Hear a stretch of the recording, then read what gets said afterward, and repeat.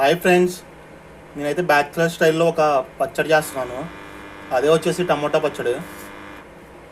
Friends, ముందుగా ప్యాన్లో కొద్దిగా ఆయిల్ వేసుకోవాలి.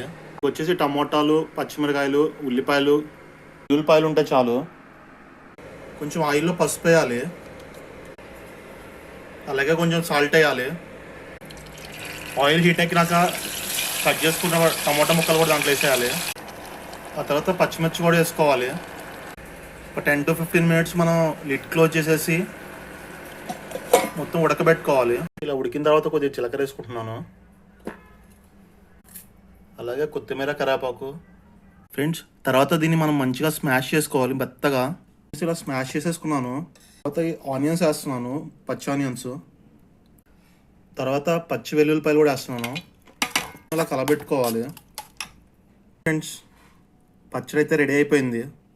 ఇదైతే అన్నంలోకి కానీ